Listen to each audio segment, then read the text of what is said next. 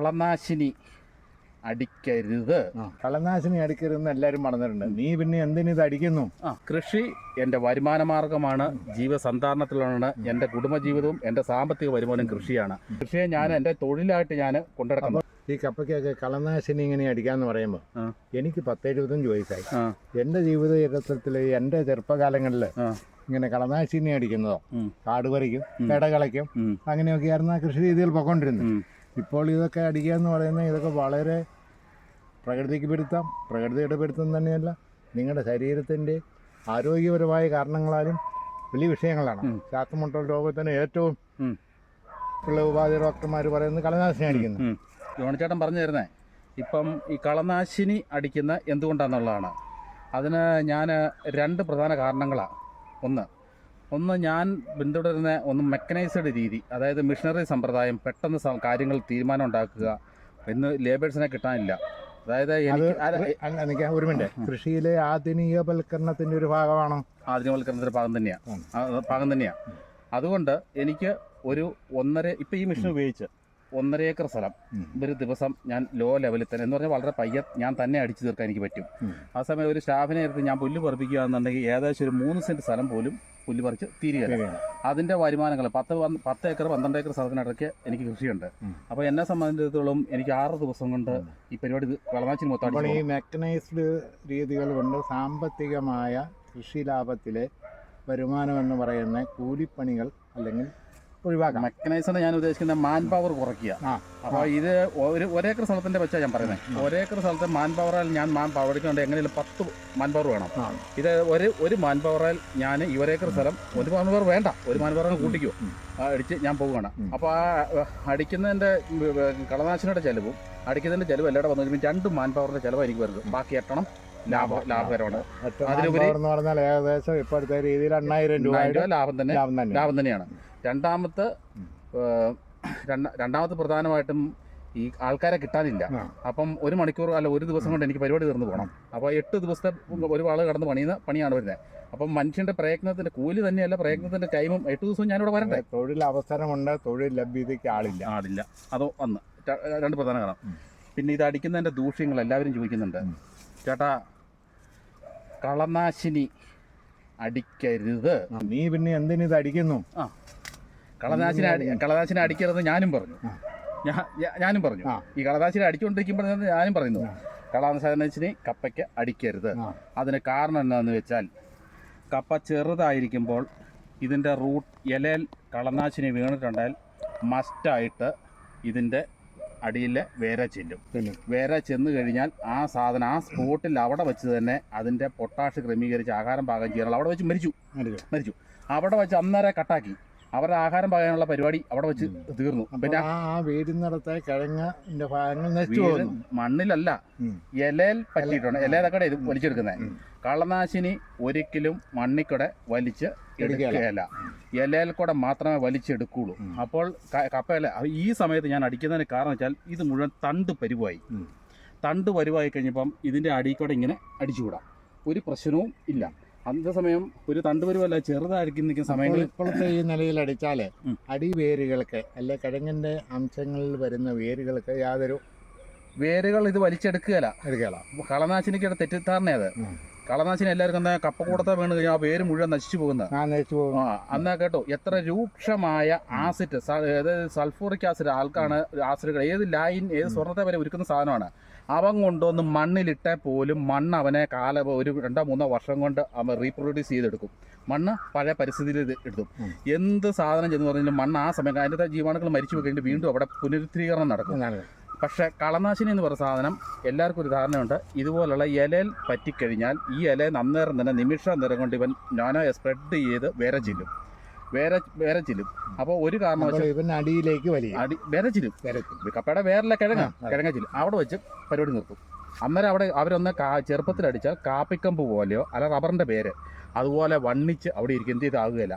ഇപ്പോൾ ഇതിൻ്റെ മണ്ടേക്കടെ പോയിട്ടുണ്ടെങ്കിൽ ഈ മസ്റ്റായിട്ട് ഇതിൻ്റെ മണ്ടയിൽ എവിടെയെങ്കിലും വീണിട്ടുണ്ടെങ്കിൽ മസ്റ്റായിട്ട് ചെന്നിരിക്കും. അതേസമയം ഈ ടൈപ്പിലുള്ള ഈ തണ്ടേക്കട പോകുന്നതിന് യാതൊരു കൊഴുപ്പും. അപ്പോൾ തണ്ടേന്ന് അബ്സോർവ് ചെയ്യത്തില്ല, താഴോട്ട് വലിക്കത്തില്ല. ഇലക്കട ഇത് വലിക്കുള്ളൂ.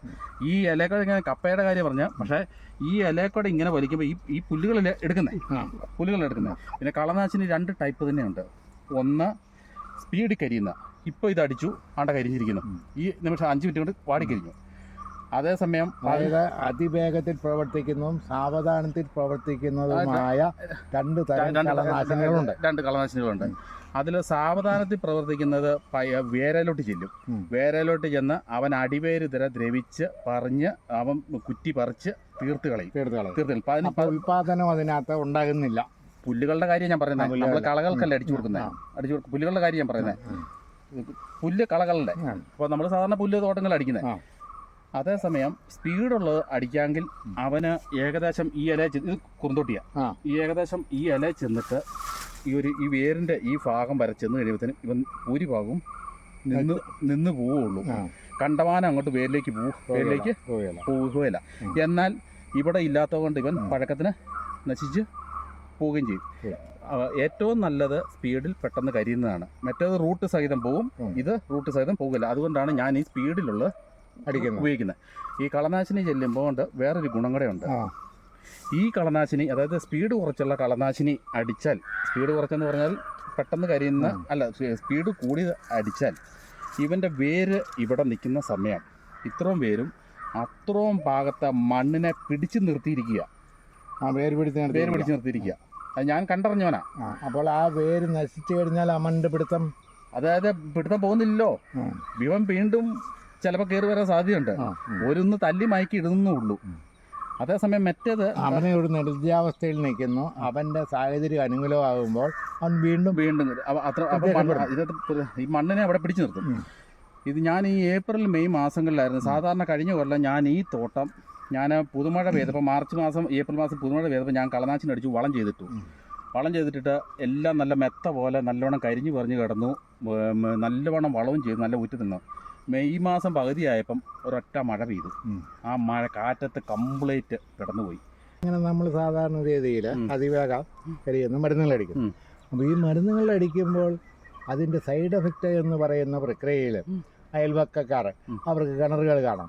അപ്പോൾ ഇതൊരു വര പെയ്ത് വെള്ളം ഇറങ്ങിയാൽ ഈ മരുന്നിൻ്റെ അംശം കിണറ്റിലേക്ക് ചെല്ലുന്നു എന്നുള്ള ധാരണ, അങ്ങനെ അയൽവക്കക്കാരുടെ പ്രതിഷേധങ്ങളോ അവരുടെ ചേട്ടാ, ഒരു ഒരേക്കർ സ്ഥലത്തിന് സാധാരണ അടിക്കാൻ ഒരു 1 ലിറ്റർ സാധനം മതി.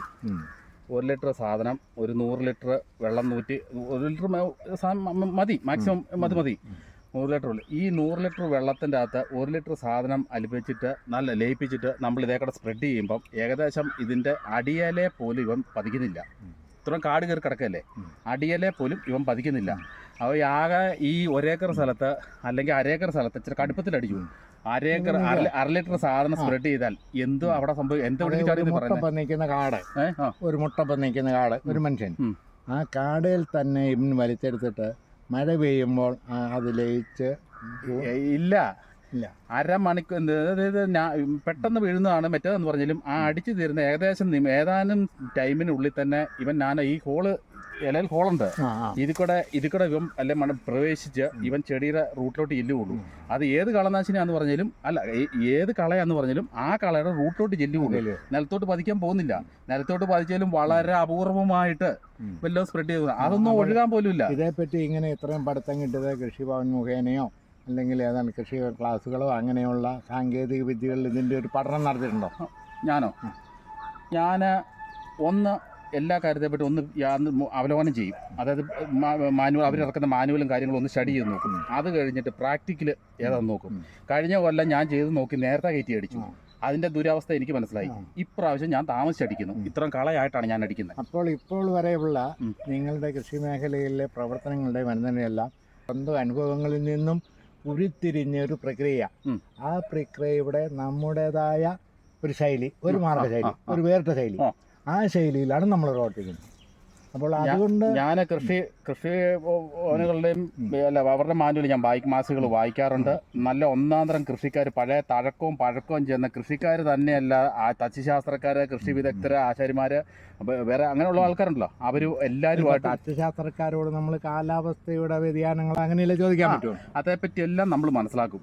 അപ്പം പ്രായം ചെന്ന ആൾക്കാരുടെ നാട്ടറിവുകളും കാര്യങ്ങളും മനസ്സിലാക്കി കൃഷി കേട്ടറിവ് അത് കൃത്യസ്ഥമാക്കിയിട്ട് അതിൻ്റെ കാലാവസ്ഥയ്ക്ക് അനുസരിച്ചുള്ള പ്രയോഗങ്ങളോ അല്ലെങ്കിൽ ആ കാലാവസ്ഥയ്ക്ക് അനുസരിച്ചുള്ള കൃഷിയിറക്കുകളോ പരമ്പരാഗത കൃഷിഭവൻകാർക്ക് ഒരു മാനുവൽ ഇറക്കണമെന്നുണ്ടെങ്കിൽ ഒരുപാട് പരമ്പരാഗത കൃഷി രീതിയും ആധുനിക കൃഷി രീതിയുമായുള്ള ഒരു സംയോജിത അതാണ് ഇപ്പോൾ നിലവിൽ ഞാൻ കൊണ്ടുനടക്കുന്നു. ഞാൻ കൃഷി കൊണ്ട് വരുമാനം ഉണ്ടാക്കുന്നു. കൃഷി എൻ്റെ വരുമാന മാർഗമാണ്, ജീവസന്ധാരണത്തിലാണ്. എൻ്റെ കുടുംബജീവിതവും എൻ്റെ സാമ്പത്തിക വരുമാനം കൃഷിയാണ്. കൃഷിയെ ഞാൻ എൻ്റെ തൊഴിലായിട്ട് ഞാൻ കൊണ്ടുനടക്കുന്നു. അപ്പോൾ ഞാൻ വീണ്ടും ചോദിക്കുന്നത് നമ്മൾ അറിയാൻ വേണ്ടിയിട്ട് 60% പരമ്പരാഗത കൃഷി രീതികളെ 40% ആധുനിക കൃഷി രീതികളെയുമായിട്ട് സംയോജിപ്പിക്കുന്നു. അതോ 50-50% നിങ്ങൾ? അല്ല, ഞാൻ ഒരു സൈറ്റിൽ ചെല്ലുമ്പം അവിടുത്തെ കാലാവസ്ഥയും കാര്യങ്ങളും മനസ്സിലാക്കി സൈറ്റിന് അനുയോജ്യമായ രീതിയിൽ അത് നമ്മൾ എക്സ്പീരിയൻസ് കൊണ്ട് മാത്രമേ മനസ്സിലാകൂ. എക്സ്പീരിയൻസ് കൊണ്ട് മാത്രമേ അത് മനസ്സിലാക്കാൻ പറ്റൂ. കൃഷിയിടങ്ങളിൽ നിന്ന് ഒരു കൊല്ലം കൊണ്ട് അതിന്റെ അനുഭവങ്ങൾ പഠിച്ചെടുക്കാൻ പറ്റും. ഓരോ കൊല്ലം ഓരോ കൃഷിയിടത്തിൽ നിന്നും ഓരോ പ്രാവശ്യവും ഞാൻ ഓരോന്ന് പഠിച്ചുകൊണ്ടിരിക്കും. ഇപ്പൊ ഈ കൃഷിയിടത്തിൽ കഴിഞ്ഞ കൊല്ലം കാറ്റെടുത്ത് പോയി. ഇത് 3.5 ഏക്കർ സ്ഥലത്തിന് ഇത് മുഴുവൻ പെടന്നു പോയി. അപ്പം പെടന്നു പോയ സ്ഥിതിക്ക് ഈ കൊല്ലം അത് ഇത്ര നേരമായിട്ടും പെടന്നിട്ടില്ല.